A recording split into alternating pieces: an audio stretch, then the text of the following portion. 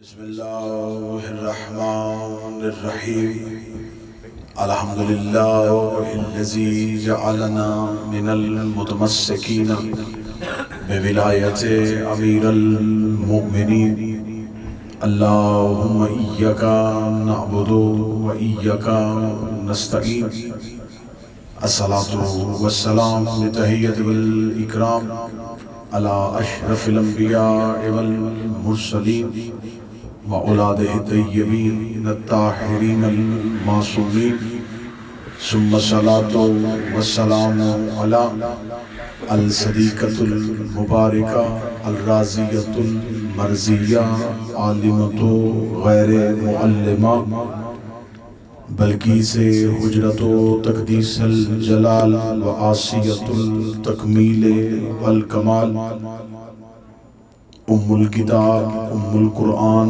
ام الانوار ام الائمہ ام المعصومین ام العلوم ام الہدا ام الحسن ام الحسین ام المحسن و ام ابیہا آیت اللہ العظمی و زوجت آیت اللہ الکبری محافظت التوحید و ناشرت الولایت امیر المؤمنین السیدہ فاطمہ الزہرا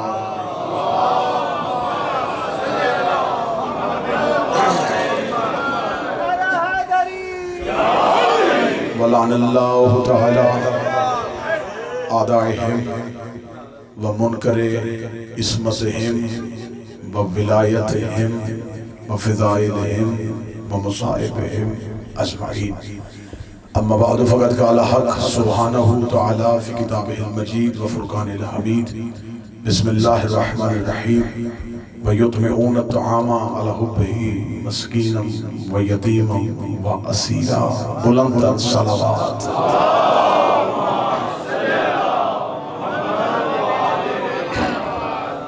دعائے مالکان عزت بارگاہ عزت میں آئے ہوئے ہر صاحب عزت کی عزت کو محفوظ فرمائے وارثان ذکر بندگان ذکر کا مالکان ذکر کی بارگاہ میں پیش ہونا قبول و منظور فرمائے جتنے بھی حاضرین دعا کے ہاتھ لے کے میرے مالک کے حضور سجدہ ذکر کے لیے حاضر ہوئے ہیں اس دہلیز سے کوئی خالی ہاتھ واپس نہ جائے بالخصوص آج کا یہ ذکر مخصوص ہے خالق خاک شفا کے ساتھ تو طبیب کربلا کا صدقہ میرا مالک جو بیمار ہیں انہیں اس پاک شہنشاہ کی عزت کا صدقہ شفا عطا فرمائے جو پریشان حال ہیں ان کی پریشانیوں کو دور فرمائے موت کی ہچکی ہو زبان پہ ورد علی ولی اللہ جاری فرمائے قبر کی پہلی رات ہو زیارت امیر نصیب فرمائے قیامت کی صبح ہو شفاعت شبیر نصیب فرمائے وارث کے ظہور میں تاجیل فرمائے دشمنان مذہب دشمنان عقیدہ کو نیست و نابود فرمائے میرے وارث میرے امام کی معرفت نصیب فرمائے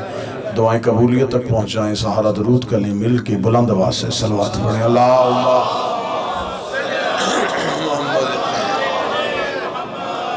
اجازت ہے ذکر شروع کیا جا سکتا آج کی یہ مجلس مخصوص ہے شہنشاہ کے نام کے ساتھ تو میں کوشش کروں گا کہ دو ہستیوں کے لیے مجھے گفتگو کا کہا گیا ہے کہ شہزادی حبش پہ بات ہو اور مالک کربلا پہ بات ہو شہزادی پہ گفتگو کرنے کے لیے میں سب سے پہلا یہ لفظ کہوں گا کہ میں نے جب بھی شہزادی حبش جناب فضہ کا نام لیا ہے تو میں نے کبھی بھی اس بی بی کے اسم مبارک کے ساتھ لفظ کنیز استعمال نہیں کیا کیونکہ جن کی تھی وہ بھی ماں کہتے تھے لہٰذا ہمارا حق ہی بنتا کہ ہم اس شہزادی کے نام کے ساتھ اس میں مبارک کے ساتھ لفظ کنیز استعمال کریں کیونکہ یہ جس دہلیز میں بیٹھی تھی جہاں بیٹھی تھی اس دہلیز کے بارے میں اپنے عقیدے کے لحاظ سے ایک لفظ کہوں گا عرش خدا سے افضل ہے دہلیز سیدہ جس کی تائید حاصل ہوئی ہے میں اس کا شکریہ ادا کروں گا میں دوبارہ لفظ دہراتا ہوں یہ لفظ نہیں ہے یہ عقیدہ ہے میں دوبارہ عقیدہ دہرانے لگوں عرش خدا سے افضل ہے دہلیز سیدہ عرش خدا سے افضل ہے دہلیز سیدہ. میں نے 3 بار جملے کی تکرار کی ہے اس وجہ سے کہ جس کے ذہن میں نہیں آیا وہ بات سن لے کہ شاید خطابت کی وجہ سے لفظ نہیں کیا. میں دلیل دینے لگا ہوں. عرش خدا سے افضل ہے دہلیز سیدہ. پہلے دیکھتے ہیں کہ عرش خدا پہ کون رہتا ہے، پھر دیکھتے ہیں دہلیز سیدہ پہ کون رہتا ہے. جب ہم نے پوچھا کہ عرش خدا پہ کون رہتا ہے تو عرش خدا پہ جبرائیل رہتا ہے، میکائیل رہتا ہے، اسرافیل رہتا ہے، عزرائیل رہتا ہے. اب بتاؤ دہلیز سیدہ پہ کون بیٹھتا ہے؟ سلمان بیٹھتا ہے، ابو ذر بیٹھتا ہے، مقداد بیٹھتا ہے، کمبر بیٹھتا ہے، حذیفہ بیٹھتا ہے، سلمان بیٹھتا ہے، فضہ بیٹھتی ہے. مجھے کسی پھٹی سے پھٹی کتاب سے نہیں ملا کہ ساری زندگی سلمان نے کہا ہو یا علی مجھے عرش پہ بھیج دیجئے، کمبر نے کہا ہو مجھے جنت کی سیر کروا دیں، فضہ نے کہا ہو مجھے وہاں سے روٹیاں منگوا دیں. ادھر والے ادھر جانے کی تمنا نہیں کرتے، ادھر والے کبھی فقیر بن کے، کبھی مسکین بن کے، کبھی یتیم بن کے.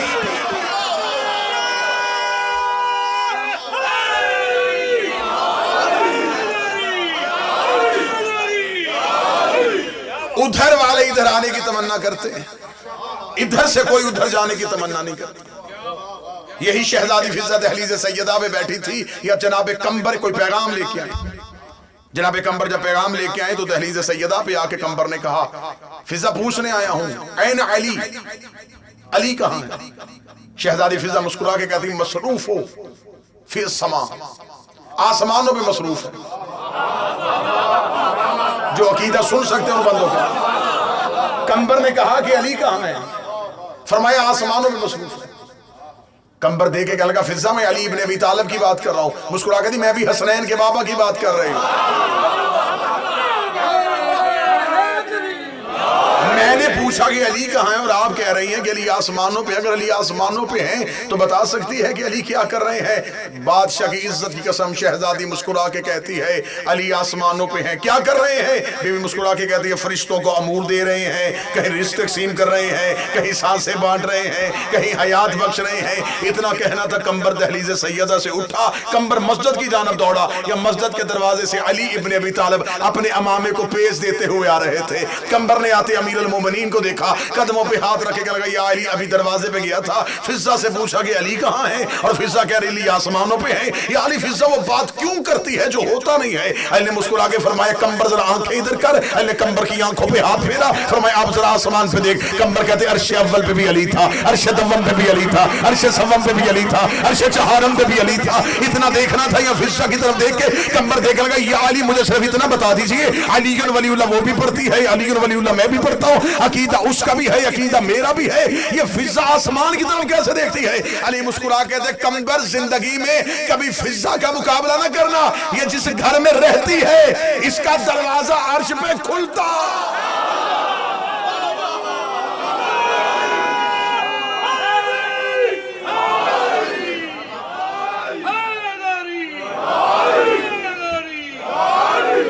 یہ جس دہلیز پہ رہتی ہے اس گھر کا دروازہ عرش پہ کھلتا. یہ تو ہمارے لیے اعزاز ہے کہ ہمیں یہ نوکری کا طریقہ عطا فرما دیتے ہیں، ورنہ ان کے دروازے پہ بیٹھنے والوں سے بھی مانگا جائے تو وہ حاجت روائی کرتے. یہ تو ان کا کرم ہے کہ جو ہمیں اپنے گھر میں بلا لیتے ہیں، ورنہ کون سی ایسی دعا ہے جو کمبر سے مانگی جا رہا ادھوری رہ جائے. اللہ کی بارگاہ میں جو بندے وسیلہ دیتے ہیں وہ وسیلہ آل محمد. مثلا اللہ کی بارگاہ میں نماز پڑھنے کے لیے انسان جاتا ہے تو جب نماز کے لیے مصلی بچھاتا ہے تو مصلی بچھاتے ہی سب سے پہلے نیت کرتا ہے. اور نیت نماز کے واجبات میں سے جو نمازی چہرے بیٹھے مستحب نہیں ہے. یہ نہیں ہے کہ اگر آپ کر سکے تو ٹھیک ہے، نہیں، واجب ہے کہ آپ نے نیت کریں. اب میں پڑھے لکھے احباب کے سامنے جملہ کہنے لگا. جو اللہ نیتوں سے واقف ہے وہ بھی کہتے ہیں مصلی پہ آ کے نیت کر.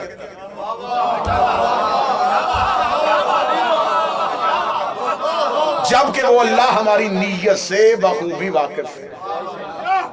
وہ جانتا ہے کہ جب ہم نے بستر چھوڑا تو نیت نماز تھی، وضو کیا نیت نماز تھی، مسح کیا تو نیت نماز تھی، مصلی بچھا لیا نیت نماز تھی. جب مصلی پہ کھڑے ہو گئے اس سے کہا نماز شروع نہ کرنا، پہلے نیت بتا کرنے کیا ہے.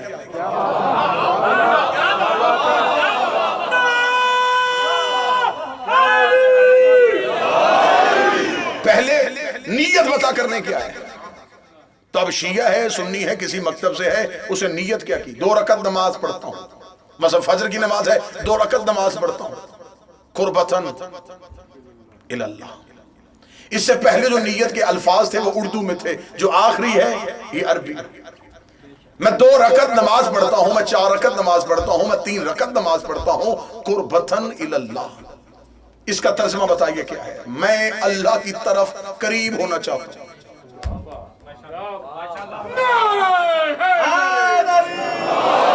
میں بالکل لفظ باللفظ اگر ترجمہ کروں نا جی، اس کو ٹرانسلیٹ کیا جائے قربتاً الی اللہ، اللہ کے قریب نہیں ہونا چاہتا، اللہ کی طرف قریب ہونا چاہتا. الہ عربی زبان میں طرف کے لیے آتا ہے. میں یہ نماز پڑھنے آیا ہوں اللہ کے قریب ہونے کے لیے نہیں، اللہ کی طرف قریب ہونے کے لیے. تو اب مجھے علماء کرام پہلے یہ میں سوال طالب علم بن کے پوچھنا چاہتا ہوں، ہمیں یہ بتائیں کہ اللہ رہتا کس طرف ہے؟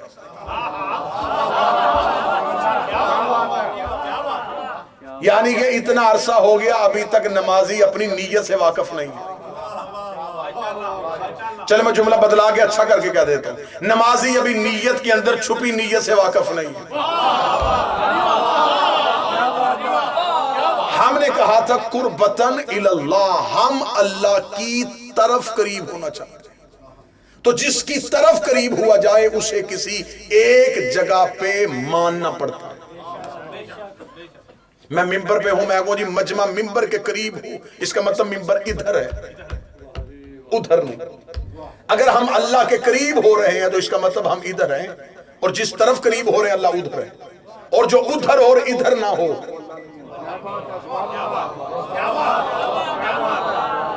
وہ اللہ نہیں ہوتا. بھائی علم کلام کے اصول سے پرکھ لیتے ہیں کہ اگر ہم اللہ کی طرف قریب ہونا چاہتے ہیں تو اللہ کس طرف ہے؟ علماء نے کہا اللہ ہر طرف ہے. پھر ہم کس طرف قریب ہو رہے ہیں؟ چلے میں جملہ بدلا کے اچھا کر کے کہتا ہوں، اگر اللہ کی طرف نہیں مل رہی تو کوئی اللہ کے طرف دار ڈھونڈتے ہیں.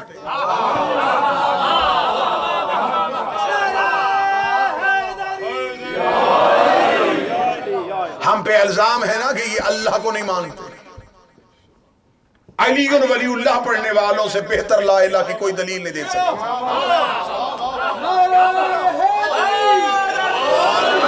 لا الہ الا اللہ دعویٰ ہے، علی ولی اللہ اس کی دلیل ہے.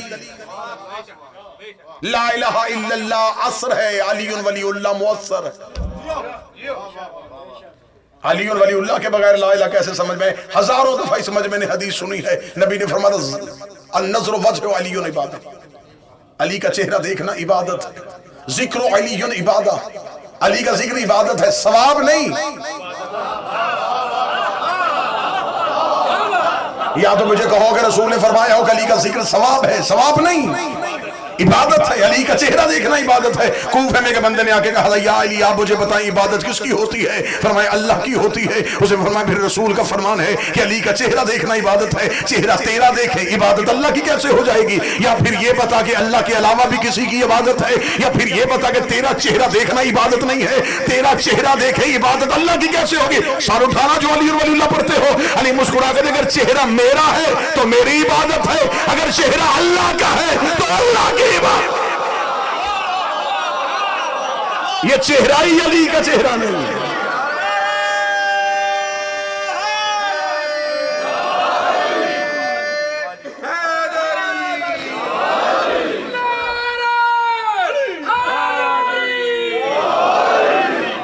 متوجہ صاحب، ہم اللہ کی طرف قریب ہونا چاہتے ہیں، جس کی طرف قریب ہو رہے ہیں وہ ہے کہاں؟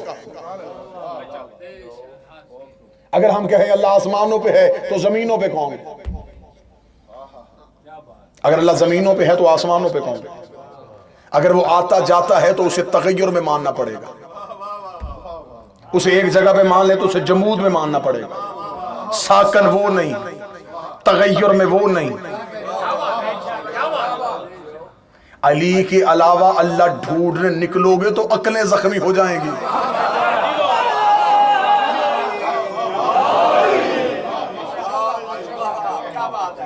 میں گفتگو میں یہ الزام دھونے لگا ہوں. الزام ہے نا کہ یہ علی ولی اللہ پڑھنے والے، یہ ماتمی، یہ اللہ کو نہیں مانتے. ہم علی کے ذریعے اللہ تک پہنچتے ہیں۔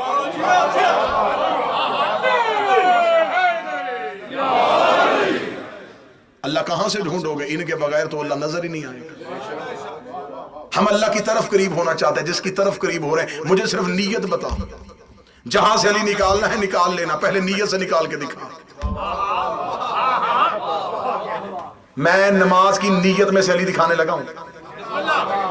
ہم اللہ کی طرف قریب ہو رہے ہیں، جس کی طرف قریب ہو رہے ہیں اس کی طرف ہی کوئی نہیں ہے، وہ جہتوں میں ہے ہی نہیں۔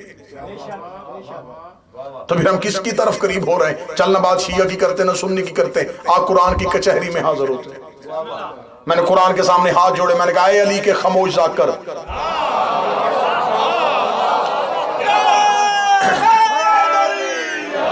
میں نیت کر بیٹھا ہوں کہ میں نے اللہ کی طرف قریب ہونا ہے، طرف اس کی مجھے کہیں سے مل نہیں رہی، وہ ہر طرف ہے، وہ ہر جگہ ہے، کوئی جگہ اس سے خالی ہے ہی نہیں۔ تو بتا اگر اللہ کے قریب ہونا چاہیے تو پھر کسے ملنا ہوگا؟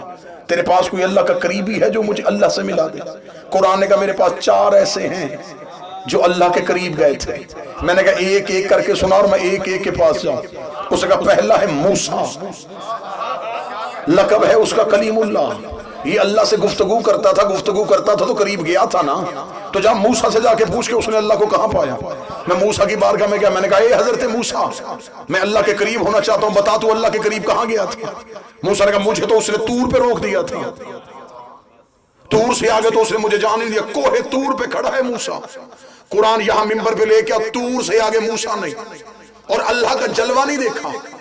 قرآن کہتا ہے ایک شجر کے قریب جا کے رکتے تھے، اس شجر سے آواز آتی تھی۔ ہر ایک قرآن کے مفسر نے لکھا ایک شجر تھا جس کے قریب جا کے وادی مقدس میں موسیٰ نالین اتارتے تھے، شانے جھکاتے تھے، کھڑے ہو جاتے تھے، گفتگو کرتے، شجر سے آواز آتی، شجر سے آواز آتی، شجر سے آواز آتی۔ شجر کو کہتے ہیں درخت۔ ہر مفسر نے جہاں شجر لکھا نیچے ترجمہ درخت لکھ دیا، کسی نے نہیں لکھا کہ وہ کس چیز کا درخت تھا۔ ہمیں بتاؤ وہ کس بیج کا درخت تھا؟ کیکر تھی، بیری تھی، شیشم تھا؟ وہ ہمیں بھی پتا چلے گی یہ درخت ہے جس سے اللہ بولا تھا۔ آج ہم اس کے پتے بیماروں کو دیں تاکہ شفا ملے، گھروں میں لگائیں تاکہ برکت ہو۔ یہ ہے وہ عزت والا درخت جس سے اللہ بولا تھا، لیکن کہا کسی نے بھی نہیں لکھا کہ وہ کس چیز کا درخت تھا۔ میرے بھی ذہن میں زمانہ طالب علمی سے لے کے زمانہ منبر تک یہی آتا رہا کہ شاید حضرت موسیٰ کے زمانے میں کوئی درخت ہوگا، پھر اللہ نے اٹھا لیا ہوگا۔ لیکن جب میں پہلی بار 2009 میں نجف گیا، پھر میری معرفت کا دروازہ کھل گیا۔ جب میں نے امیر المومنین کی دہلیز پہ سجدہ کیا، میں نے زیارت کی کتاب اٹھائی تو زیارت میں جملہ لکھا تھا السلام علیکہ یا شجرۃ النداء، اے بولنے والے شجر تجھ پہ ہمارا سلام، اے بولنے والے شجر۔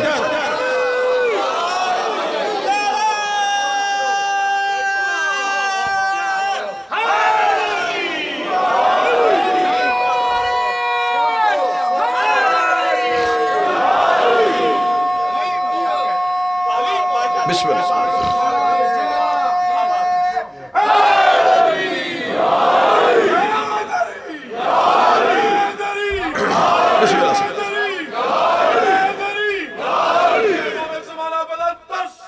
اللہم صلی علی محمد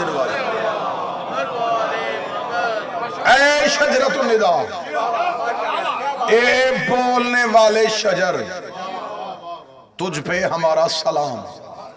موسیٰ گئے طور پہ، یہ قرب موسیٰ تھا، طور پہ رک گیا۔ میں نے کہا حضرت موسیٰ آپ سے آگے کوئی گیا؟ انہوں نے کہا ایک گیا۔ میں نے کہا کون؟ انہوں نے کہا مریم کا بیٹا، وہ مجھ سے بھی آگے گیا۔ میں دوڑا عیسیٰ کے پیچھے، وہ چوتھے آسمان پہ کھڑے تھے۔ میں نے کہا میں آیا تھا کہ آپ اللہ کے قریب ہیں تو آپ یہاں کیوں؟ انہوں نے کہا میں چوتھے میں پہنچا تھا، اس نے کہہ دیا فانتظروا انی معکم من المنتظرین، تم بھی انتظار کرو میں بھی انتظار کر رہا ہوں۔ روک دیا اس نے مجھے چوتھے آسمان پہ، اس سے آگے مجھے قرب کا پتہ ہی نہیں کہ اس سے آگے بھی کوئی قرب کی منزل ہے۔ موسیٰ طور پہ کھڑے، عیسیٰ چوتھے آسمان پہ کھڑے۔ میں نے کہا اے فرزند مریم آپ سے آگے کوئی گیا؟ فرمایا کسی نبی کو جاتے ہوئے نہیں دیکھا، لیکن میں نے دیکھا ایک فرشتہ سید الملائکہ استاذ الملائکہ میرے قریب سے پروں پہ ناز کرتا گزر گیا تھا۔ نام اس کا جبرائیل ہے. میں دوڑا جبرائیل کے پیچھے, میں نے کہا موسیٰ طور پہ کھڑا ہے, عیسیٰ چوتھے آسمان پہ کھڑا ہے, تو بتا کہاں تک پہنچا. تو مجھے اہل برطانیہ عزت علی کی قسم, جبرائیل بھی سدرہ پہ کھڑا کانپ رہا تھا. جبرائیل کو بھی میں نے سدرہ پہ کھڑے کانپتے دیکھا. میں نے کہا اس سے آگے اللہ کہاں ہے؟ اس کا مجھے پتا نہیں, اس سے آگے تو مجھے کبھی بلایا ہی نہیں, اس سے آگے جاؤں گا تو میرے پر جل جائیں گے, اس سے آگے نہ حکم ہے نہ میں کبھی گیا ہوں. میں نے کہا موسیٰ طور پہ کھڑے ہیں, عیسیٰ چوتھے آسمان پہ کھڑے ہیں, تو سدرہ پہ کھڑا ہے, تو پھر مجھے بتا اللہ رہتا کہاں ہے؟ فرمایا میں سدرہ پہ رک گیا تھا اور مصطفیٰ جوتی پہن کے چلا گیا ہے, مصطفیٰ نالین پہن کے چلا گیا ہے. اب مجھے نہیں پتا کہاں سے دعا نکلے گی, کہاں سے دھواں نکلے گا. میں نے نبیوں کے نبی کے پاس گیا, میں نے کہا اے حسنین کے نانا, میں نے کلمہ پڑھا ہے تیرا, موسیٰ طور پہ, عیسیٰ چوتھے آسمان پہ, جبریل سدرہ پہ, تو بتا کہاں تک پہنچا؟ فرمایا میں بھی پردے کے قریب تھا, جب پردہ اٹھا تو اندر سے علی کا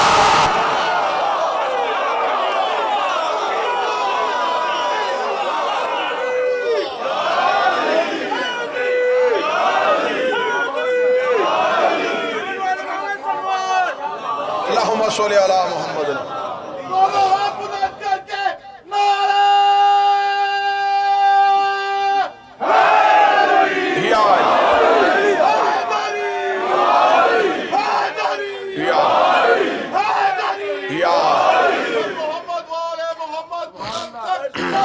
اللہم صلی علی محمد.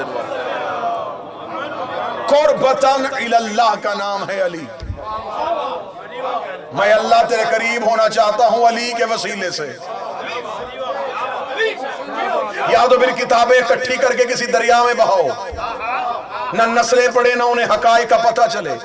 کسی شیعہ مفسر نے نہیں لکھا کہ مصطفیٰ کی معراج میں علی نہیں تھے, کسی نے بھی انکار نہیں کیا, سب نے لکھا معراج مصطفیٰ پہ جو لہجہ تھا وہ اللہ لہجے میں آئے تھا ہی نہیں, جس میں تو تھا ہی نہیں. جس لہجے سے گفتگو ہوئی وہ لہجہ علی کا تھا. جو ہاتھ پردے سے باہر آیا وہ ہاتھ علی کا تھا. حدیث آپ نے بچپن سے لے کے اب تک یاد کی ہوئی ہے. آپ کے بچپن میں, اسکول میں, کالج میں لکھا ہوتا تھا الصلاۃ معراج المومن, نماز مومن کی معراج ہے. اب فیصلہ اپنی مرضی سے کرنا, لیکن جواب مجھے دے دینا جب مصطفیٰ کی معراج علی کے بغیر نہیں ہوئی.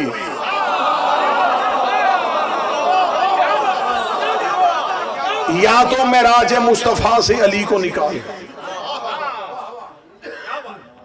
یہ ہے قرب, یہ ہے اللہ کا قرب. فضا قرب الہی میں رہتی تھی. میں موضوع کے ساتھ متصل ہوں. لوگ کہتے ہیں نوکری کرتی تھی, کنیزی کرنے آئی تھی, قرب الہی میں رہتی تھی, اللہ کے قرب میں رہتی تھی.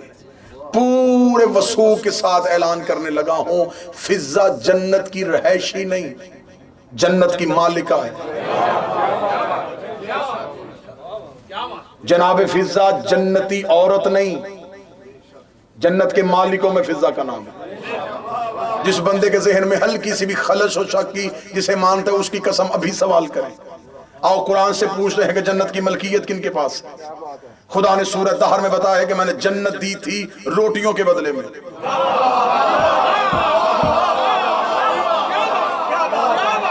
جن روٹیوں کے بدلے اللہ نے جنت دی ہے, ان روٹیوں میں سے 3 روٹیاں فضا کی ہیں.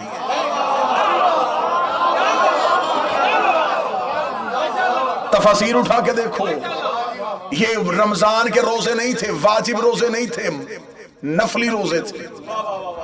رسالت امام نے رکھوائے تھے, آل محمد نے رکھے تھے. اور یہ جو روزہ تھا ان میں سے نبی کا روزہ نہیں تھا, اور یہ آل محمد نے رکھے تھے, رسول نے رکھوائے تھے. پہلے دن دروازے پہ دستک ہوئی, السلام علیکم یا اہل بیت نبوہ و مادر الرسالہ, انا یتیم, میں یتیم ہوں.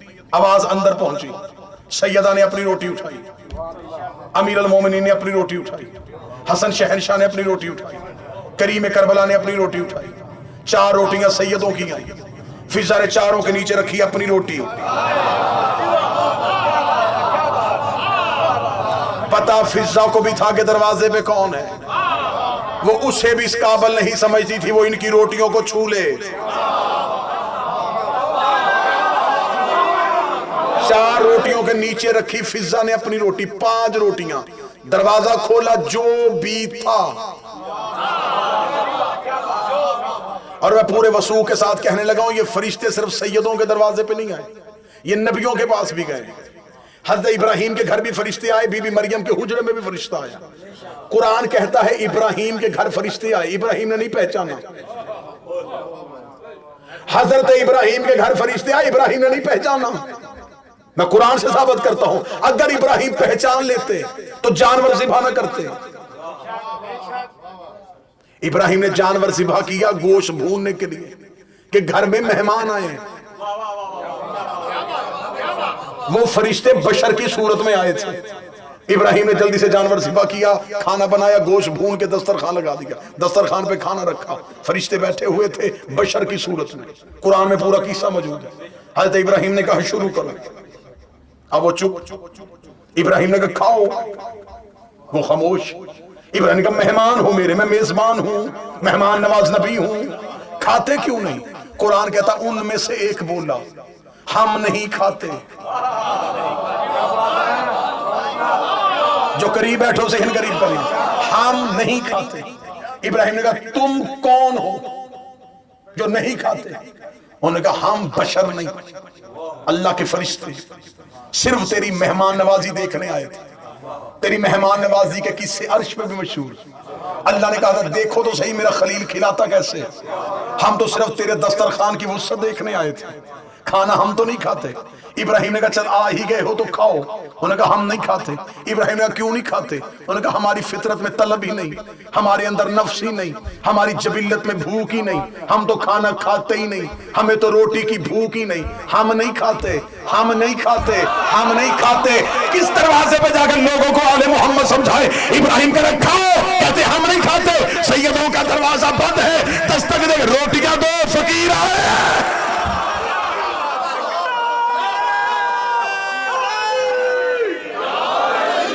جاؤ قرآن اٹھا کے دیکھو, بی بی مریم کے حجرے میں فرشتہ آیا. بی بی مریم نے بھی نہیں پہچانا.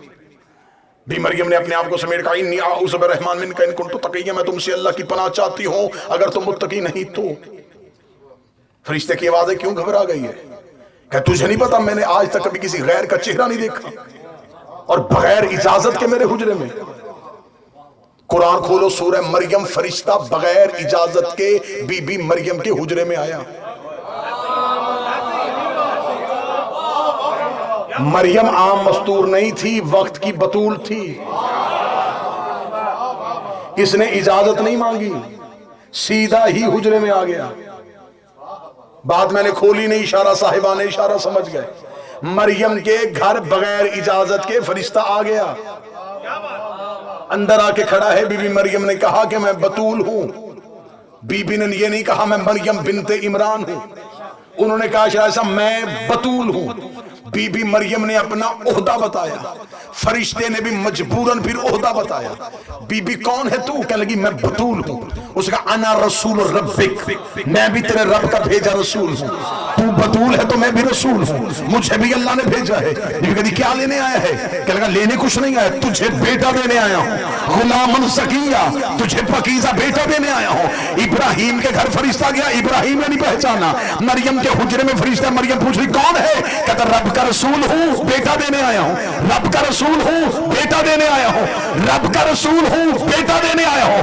رب کا رسول ہوں, بیٹا دینے آیا ہوں. یہی فرشتہ زہرا کے دروازے پہ گیا. فرشتہ نے پوچھا کون ہے؟ میرا درزی ہوں, کپڑے لے کے آیا.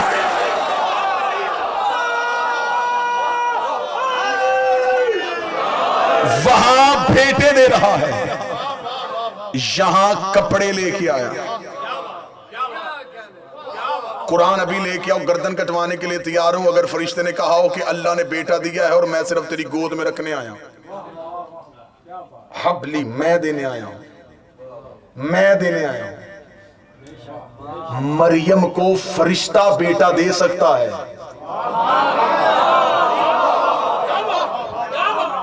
میں تجھے بیٹا دینے کے لیے آیا ہوں، غلامن زکیہ، ایک پاکیزہ بیٹا۔ ادھر سیدوں کے دروازے پہ، بس بات ختم کریں، سیدوں کے دروازے پہ پہلے دن دستک، یتیم ہوں، فضا نے روٹیاں دے دی۔ دوسرے دن پھر عین افطار کا وقت، پھر دستک، انا مسکین، میں مسکین ہوں۔ پھر 4 روٹیاں سیدوں کی، 5 فضا کی، پھر دے دی۔ تیسرے دن پھر دستک، انا اسیر، میں قیدی ہوں۔ ابھی یہ رازوں سے پردے اٹھے ہی نہیں۔ قیدی تب تک قیدی ہوتا ہے جب تک قید میں ہو۔ یہ کون سا قیدی تھا؟ یہ کون سا قیدی تھا جو آزاد بھی ہے؟ میں اسیر ہوں، میں قیدی ہوں۔ تفہیم القرآن میں مولانا طاہر القادری نے بھی لکھا، ابو العلا مودودی نے بھی لکھا کہ یہ اللہ کے بھیجے فرشتے تھے جو مسلسل اہل بیت کے گھر سے روٹیاں مانگنے آتے ہیں۔ کاش مولانا مودودی زندہ ہوتے تو میں ان سے پوچھتا کہ فرشتوں کو بھوک نہیں لگتی؟ اچھا، جو کھاتے نہیں وہ ان سے مانگتے ہیں، اور جو بار بار کھاتے ہیں وہ انہیں بھونکتے ہیں۔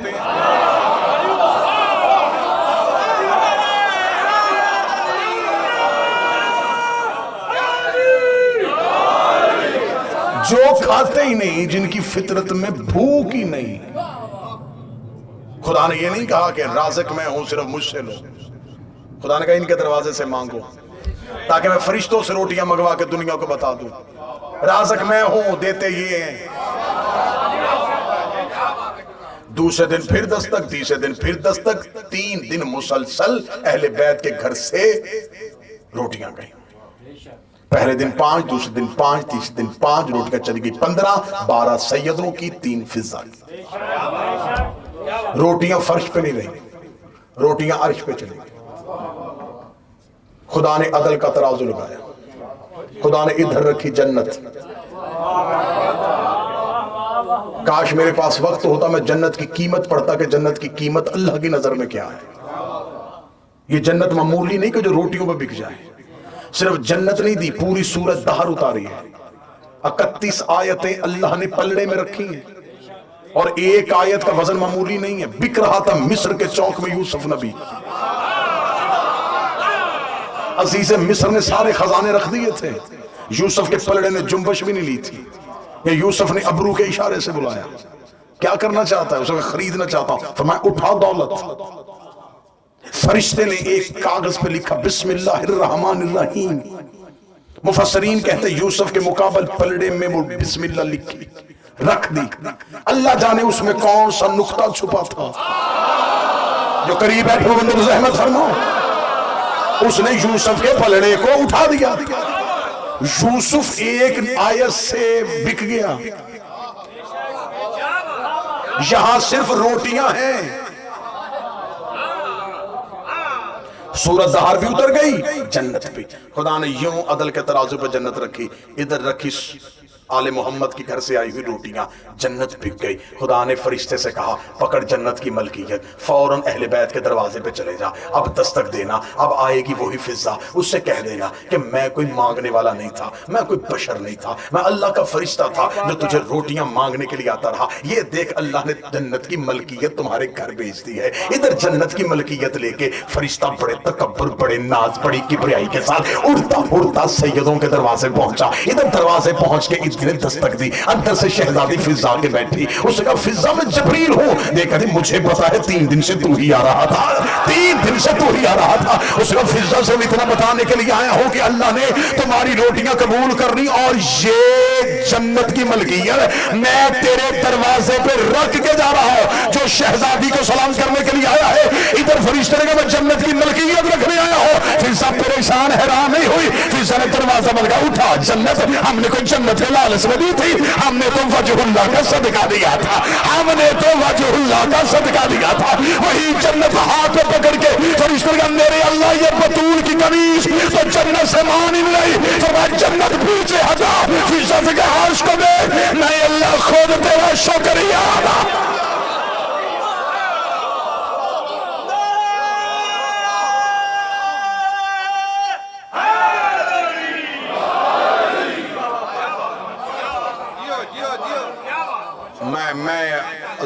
خود تیرا شکریہ ادا کر۔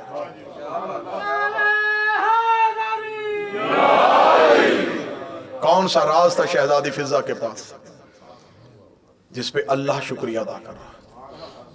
ساری زندگی یہ شہزادی صرف قرآن بولی ہے، گفتگو کی ہے تو صرف قرآن سے کی ہے۔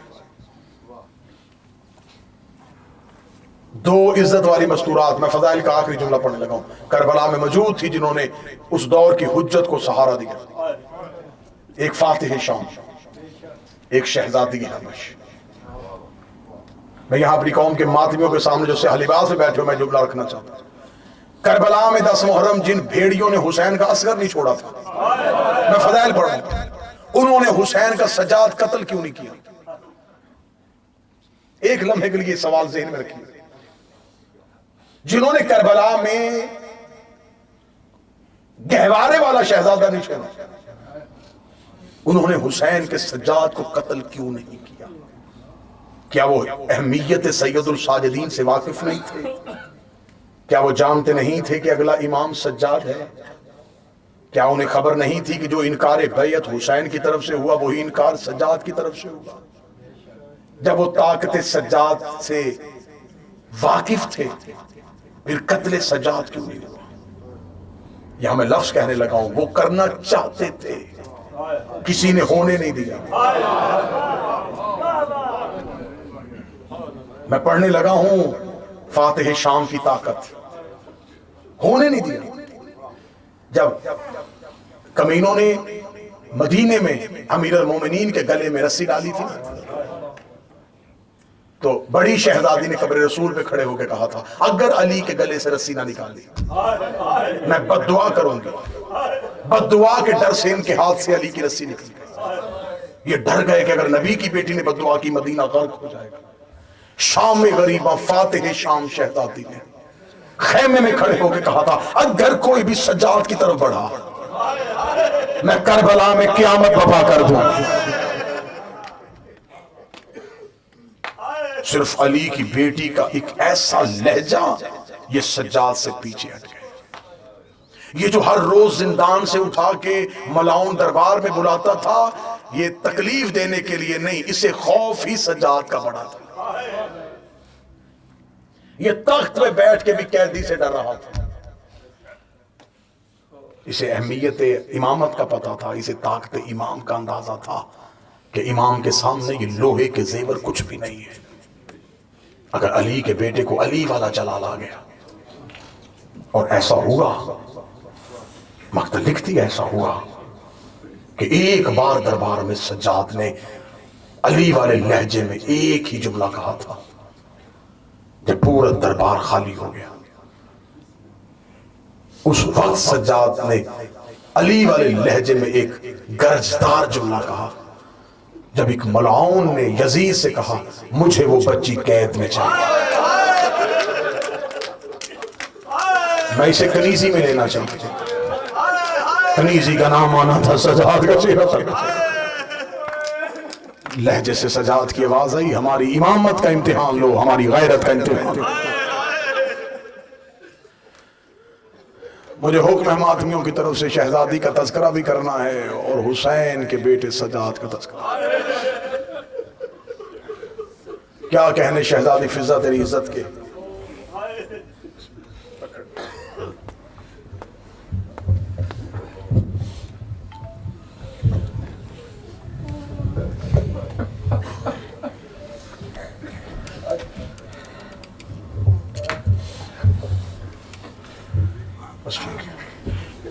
شہزادی فضہ، جتنے شام کے زائرین بیٹھے وہ خصوصاً گواہی دیں گے، آج بھی شام میں ایک چھوٹا سا کمرہ ہے قبرستان مسافرہ میں، جس کے اوپر کوئی گنبد نہیں، کوئی سونے کی دیواریں نہیں، باہر ایک چھوٹا سا بورڈ لکھا ہوا ہے کہ یہ روضہ کنیز زہرا فضہ۔ آپ کیا سمجھتے ہیں کہ کبھی بھی کسی دور کی حکومت نے کوشش نہیں کی؟ ایران کی حکومت نے، عراق کی حکومت نے امام زادوں کے روزے بنا دیے، فضہ کا روزہ کیوں نہیں بنا؟ جب بھی کوئی حکومت جناب فضہ کا روزہ بنانے کے لیے سوچتی ہے، خواب میں آ کے مجاور کو حکم دیتی خبردار میں اس کی کنیز ہوں جو جنت البقیع میں کچی قبر، جب تک میری شہزادی کا روزہ نہ بنے میرا روزہ نہ بنے۔ صدا سے معافی مانگتے شام میں قبرستان مسافرہ میں اس شہزادی کی قبر ہے، دو قبروں کے درمیان اتنا چلی ہے، ایک فاتح شام کی قبر، ایک معصومہ کربلا کی قبر، ان دو قبروں کے درمیان شہزادی فضا اتنا پیدل چلی کہ رستہ بن گیا۔ کتابیں کہتی ہیں سارا دن فاتح شام کی قبر پہ رہتی، کام کیا کرتی شہزادی فضا جب بی بی کی قبر کی مجاوری کرتی تھی؟ کہیں سے ایک مشکیزہ پانی کا بھرتی، رستے میں کھڑی ہو جاتی، کوئی قافلہ گزرتا اس قافلے کے بچوں اور مستورات کو پانی پلاتی، پانی پلاتے ہوئے رو کے ایک ہی جملہ کہتی پیو میرے پیاس سے چلے گئے، جی بھر کے پیو ہمارے پیاس سے مارے گئے۔ شام کو جناب سیدہ کی قبر پہ بیٹھی رہتی، جب شام کا سورج غروب ہونے لگتا مغربین کی نماز عالیہ کی قبر کو سجدہ گاہ بنا کے فضا پڑھتی، مغربین کی نماز پڑھ کے اپنا زخمی رخسار ضعیفی والا رخسار بی بی عالیہ کی قبر پہ رکھ کے کہتی اچھا بی بی اب مجھے اجازت دے میں اس کی قبر پہ جا رہی ہوں جو قبر میں بھی شمر کے تماچوں سے۔ عالیہ کی قبر سے اٹھتی سیدھی معصومہ کی قبر پہ آتی، معصومہ کی قبر پہ آ کے چہرہ قبر معصومہ پہ رکھ کے کہتی بول سکینہ کانوں کا لہو بند ہوا یا نہیں؟ اس بی بی کے بڑے احسان ہیں سیدوں پہ، جتنے سید بیٹھے ہو ماتمیوں کا یہ عجب کمال ہے کہ انہوں نے کہا ہے کہ پہلے فضا پڑھنا پھر سجاد پڑھنا۔ جتنے سید بیٹھے ہو تم اس سوچ کے ساتھ پرسہ دینا اس بی بی کے سیدوں میں بڑے احسان ہیں۔ ذاکرین پڑھتے ہیں کہ جب جنگل میں آخری وقت آیا تھا تو بیٹے شکار کی تلاش میں نکلے، بالکل غلط، جن کی ماں جنگلوں میں ہو وہ بیٹے شکار نہیں کرتے۔ میں پوری تحقیق کے ساتھ جملہ پڑھنے لگا ہوں، مدینے گئے تھے مولا سجاد کے پاس جناب فضا کے بیٹے کہ ہم اپنی ماں کو واپس لینے آئے، مولا سجاد کی آواز آئی وہ مدینے نہیں وہ شام کی قبر پہ بیٹھی ہے۔ بیٹے ماں کو ڈھونڈتے ڈھونڈتے شام پہنچ گئے، جب شام پہنچے آخری سانسیں سی بی بی فضا کی عالیہ کی قبر پہ، چھوٹے بیٹے نے آ کے جو پہلا جملہ کہا میں جملہ سنانے لگا، بیٹے کا نام یحییٰ تھا، اس نے بی بی فضا کے سامنے آ کے ہاتھ باندھ کہا اماں ہم تجھے لینے آئے ہیں۔ جب کہنا اماں ہم تجھے لینے آئے ہیں، بی بی عالیہ کی قبر سے سر اٹھا کے کہتی خبردار مجھے ماں نہ کہنا، مجھے سجاد ماں کہتا ہے، مجھے باقر ماں کہتا ہے۔ دیکھ کے کہتی اماں ہم تیری اولاد تو ہیں، رو کہتے اولاد تھی تو تب کیوں نہیں آئی جب کربلا میں پیاسا مارا چاہا؟ آ جاتے کربلا میں حسین کا صدقہ کر دیتی۔ بڑا بیٹا داؤد آگے بڑھا، رو کے کہنے لگا اماں ہمیں شہر کے لوگ تانے دیتے کہ تمہاری ماں کو شام والوں نے بڑا مارا ہے، اماں ہم تمہیں واپس لینے کے لیے آئے۔ بی بی نے کہا خبردار میں عالیہ کی قبر پہ آخری سانسیں دینا چاہتی ہوں۔ معتبر کتابیں کہتے ہیں چاروں بیٹے عالیہ کی قبر پہ ہاتھ باندھے رو کر کے جتنی دیر نوکری ہماری ماں نے کی قبول کر، اے حسین کی پاک بہن ہم اپنی ماں واپس لینے آئے۔ جب کہنا ماں واپس لینے آئے قبر عالیہ ہل گئی، آواز ہے اماں خوش نصیب ہے تجھے کوئی لینے آ گیا۔ اللہ جانے کون بندہ ہے جس کا دھیان مجلس میں نہیں تھا۔ اماں خوش قسمت ہے تجھے بیٹے لینے آ گئے، قسمت زینب کی نہ پیکی نگری ملی نہ بھائیوں کے پاس دفن ہو۔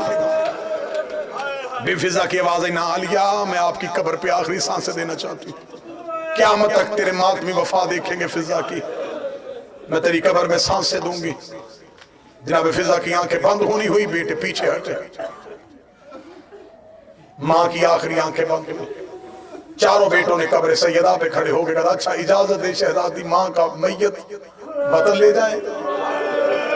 میں پوری ذمہ داری کے ساتھ بی بی فضا کے جملے پڑھنے لگا، ہم اپنی ماں کا میت وطن لے کے جانا چاہتے ہیں، کم از کم اپنے وطن پہ جا کے یہ کہیں گے نوکری کی تھی، ماں کا جنازہ وطن واپس لے آئے۔ سید الساجدین نے اجازت امامت کے ساتھ آ کے جنازہ پڑھایا، یہ جنازہ اٹھایا فضا کا۔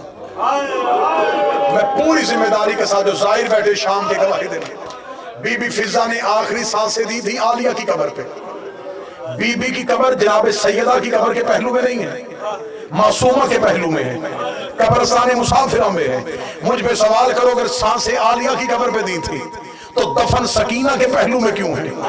جنازہ ہونے کے بعد بیٹے جنازہ اٹھا کے قبرستان مسافرہ کے قریب سے گزر رہے تھے، یا بی بی معصومہ کی قبر سے دو کڑیوں والے ہاتھ باہر آئے، آواز آئی اماں مجھے تنہا چھوڑ کے نہ جا، اماں تیرے سہارے میں شام میں بیٹھ۔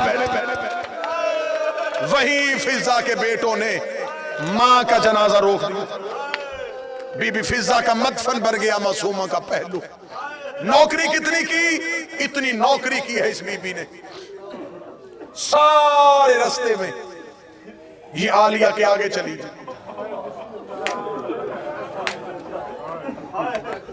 کوئی سید بیٹھا مجھے جملہ معاف کر دینا، شام کے باہر 15 اذانیں سنی ہیں سیدوں نے،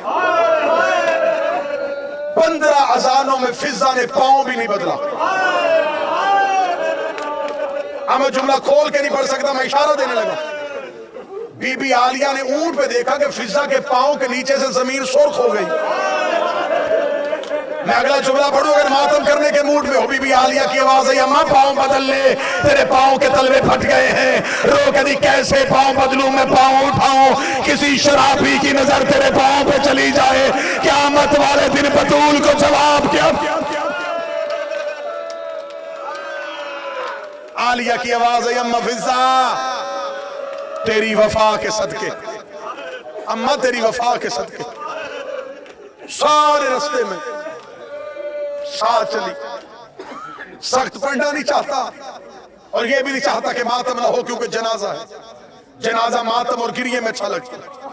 کوشش کرنا اشارہ سمجھنا مجھے سخت جملہ نہ پڑھنا پڑے۔ بازار سے گزرتا ہوا قافلہ دربار میں آ گیا، جہاں آنے کے لائق تھا نہیں وہاں آ گیا۔ 17 سیڑھیاں اونچا تخت تھا، تخت پہ یہ ملعون بیٹھا تھا، اس ملعون کے ہاتھ میں شراب کا جام تھا۔ جتنے ماضی بیٹھے ہو تمہیں بی بی زینب کے پردے کی قسم، زندگی میں کبھی شراب نہ پینا، اس شراب نے سیدوں کا نقصان بڑا کیا۔ یہ ملعون 17 سیڑھیاں اوپر تخت پہ بیٹھا رہا۔ اب میں اگلا جملہ سیدوں کے ڈر سے چھپا کے پڑھنے لگا۔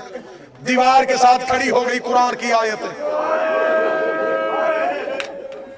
رسی ایک تھی آیت 64 تھی، جو رسی یاسین کے گلے میں تھی وہی کوثر کے گلے میں تھی۔ یاسین کمر سیدھی کرتی، کوثر کے تلوے زمین سے اٹھ جاتی،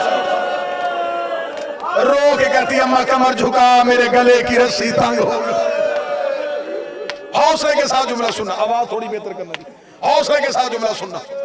یوں 64 شہزادیاں کھڑی، یہ تخت میں بیٹھا ہے، میں ڈر رہا ہوں پڑھنے سے پہلے سید مجھے معاف کر دینا، میں اشارہ پڑھنے لگا۔ 64 قرآن کی آیتیں، یہ تخت، اس ملعون نے شراب کا جام رکھا، رکھ کے کہنے لگا ان میں سے علی کی بیٹی کون؟ میں نے پہلے کہا تھا میں اشارہ کروں گا، میں سخت نہیں پڑھ سکتا۔ میں نے علی کی بیٹی کہا دیا، یہ صرف تمہارے سمجھانے کے لیے جملہ کہا تھا۔ اتنا جملہ کہنا تھا، یہ قریب کھڑا ایک سپاہی بولا، وہ دیکھ لگا وہ سب سے آخر میں جو سفید سر والی ضعیفہ کھڑی ہے، اس کی کمر کے پیچھے کھڑی ہے علی کی بیٹی۔ اس نے کہا یہ سفید سر والی ضعیفہ کون ہے؟ اس نے کہا یہ ان کی کنیز ہے۔ اس کا کنیزیں پیچھے کھڑی ہوتی ہیں، یہ آگے کیوں کھڑی ہے؟ اس نے کہا یہ پورے رستے میں آگے چلتی آئی ہے۔ اس نے کہا اسے ہٹاؤ، میں علی کی بیٹی سے بات کرنا چاہتا ہوں۔ سپاہی دیکھ رہا ہم نے پورے رستے میں اسے بڑا مارا ہے، اس نے علی کی بیٹی کا پردہ نہیں چھوڑا۔ جس نے میرے سامنے ظلم کرو، میں دیکھتا ہوں یہ کیسے نہیں چھوڑتی۔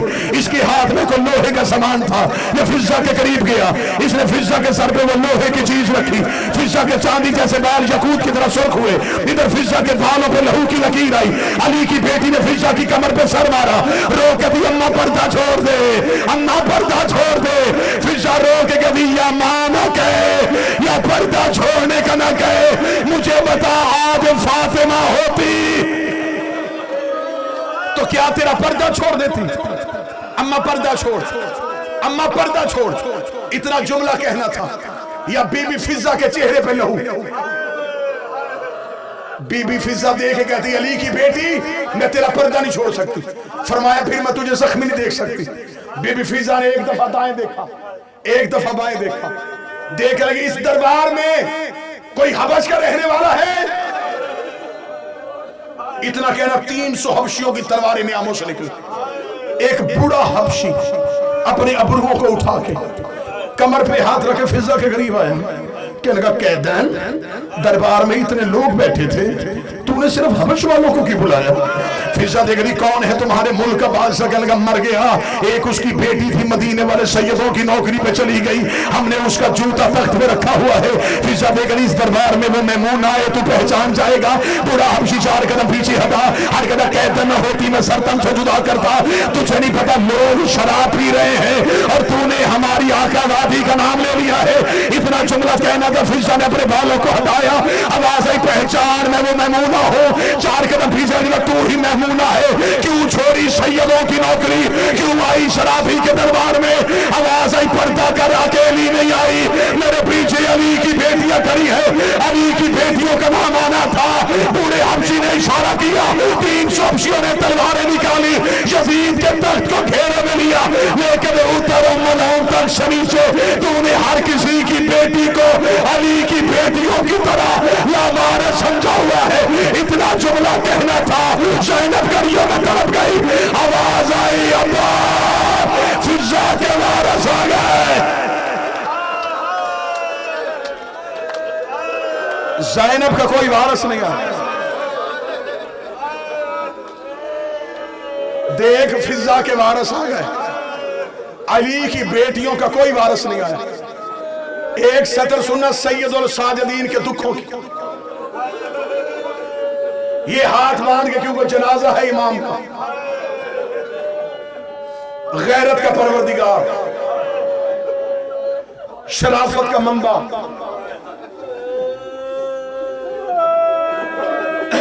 محرم سے پہلے 9 ذی الحج اور 10 ذی الحج میری قوم نے مسلم بن عقیل کا ماتم کیا. جناب مسلم کو بھی کوفے لایا گیا تھا. جب جناب مسلم بن عقیل کو کوفے لایا گیا نا تو کوفے کا ایک دربان کوفے کے صدر دروازے پہ کھڑا تھا. اس نے جاتے ہوئے مسلم کو دیکھا. حالت کیا تھی؟ ابرو کٹا ہوا، ہونٹ کٹا ہوا، لیکن مسلم کی گردن تنی ہوئی، سینہ چوڑا. بے شک ہاتھوں میں ہتھکڑیاں تھی، کسی کو دھکا دے رہا تھا، کسی کو دھتکار رہا تھا. کوئی قیدی مسلم کے قریب نہیں آ رہا تھا. زخمی مسلم ایک بپھرے ہوئے شیر کی طرح کوفے کے صدر دروازے میں داخل ہوا. اس کوفے کے دربان نے آتا ہوا مسلم دیکھا. اس نے کہا ایسے ہوتے ہیں ہاشمی، یہ ہوتی ہے جوانی. اے قربان تیری جوانی کے، اور تو کہتی ہو کہ بھی شیر کی طرح رہا ہے. اس نے مسلم کی تعریفیں کی. وہی دربان اسی دروازے پہ کھڑا تھا. یا چند دنوں بعد اس نے کوفے کے دروازے پہ حسین کا سجاد گزرتا دیکھا. سجاد کی گردن جھکی ہوئی تھی، ہاتھوں میں ہتھکڑیاں تھی، کمر جھکی ہوئی تھی. اس نے سید الساجدین کے قریب جا کے کہا تھوڑا عرصہ پہلے یہاں سے عقیل کا بیٹا گزرا تھا، اس کی گردن اکڑی ہوئی تھی، اس کا سینہ چوڑا تھا، کوئی اس کے قریب نہیں آ رہا تھا. تو امام ہو کے روتا ہوا کیوں جا رہا ہے؟ آواز آئی تو نے انصاف نہیں کیا. مسلم اکیلا آیا تھا، میرے ساتھ علی کی بیٹیاں بغیر برقع بغیر چادر کے آ رہے. کون سا قتل پڑھوں سجاد کا؟ کون سی شہادت پڑھوں شاہ سجاد کی؟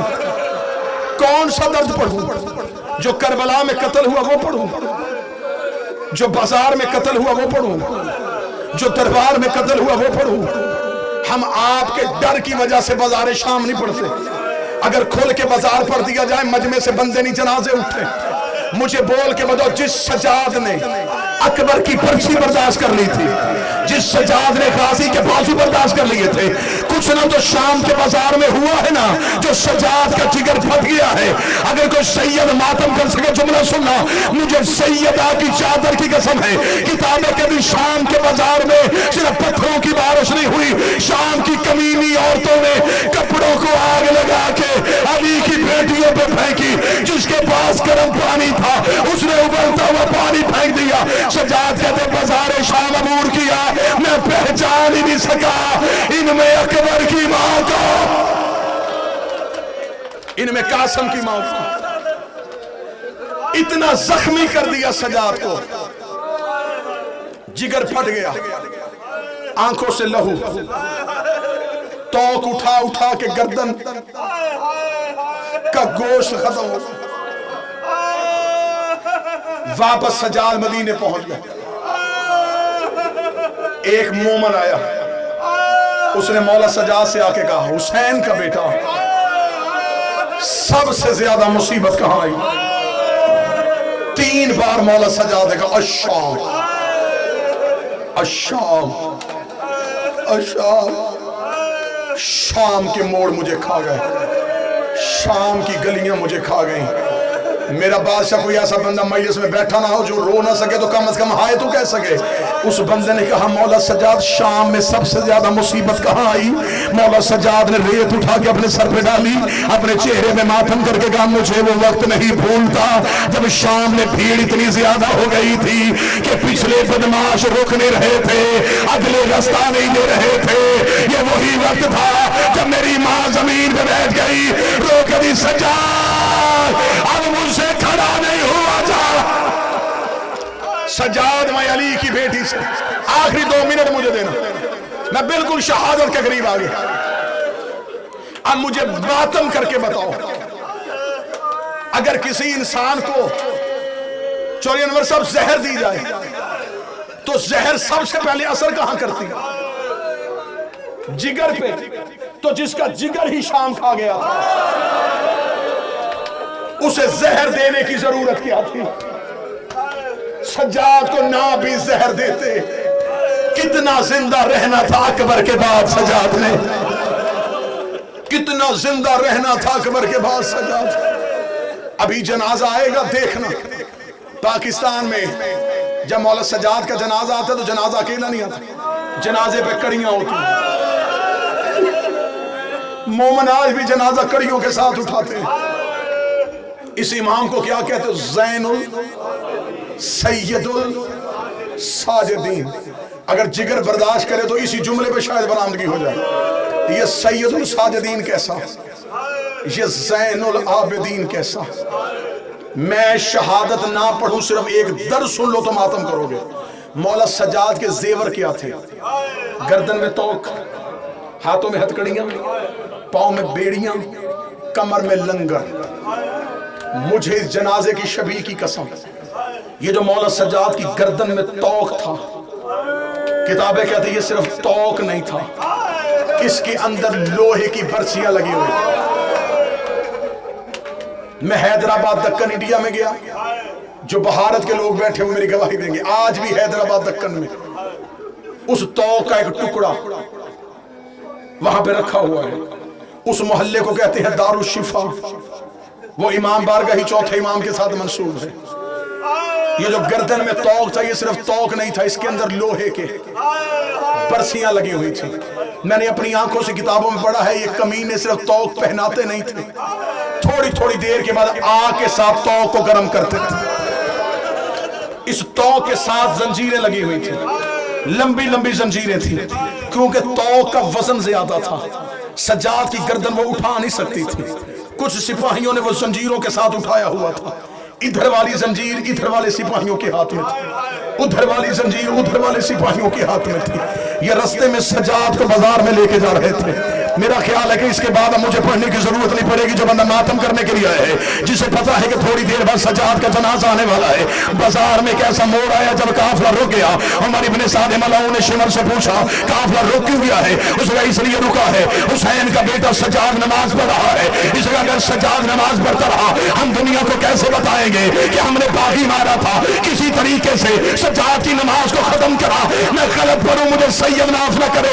2 کمینے گھوڑوں پہ بیٹھے یہ سجاد کے قریب آئے، ایک نے ادھر والی زنجیر پکڑی، ایک نے ادھر والی زنجیر پکڑی، انہوں نے گھوڑوں کو دبایا، لوہے کی برچیاں سجاد کی گردن کے اندر آئے۔ سجاد گلیوں میں کبھی اس دیوار کے ساتھ کبھی اس دیوار کے ساتھ رو رو کے کہہ رہا تھا سبحان ربی الاعلی، سبحان ربی الاعلی، سبحان ربی الاعلی۔ اور ایسی آواز آئی انت سید الساجدین۔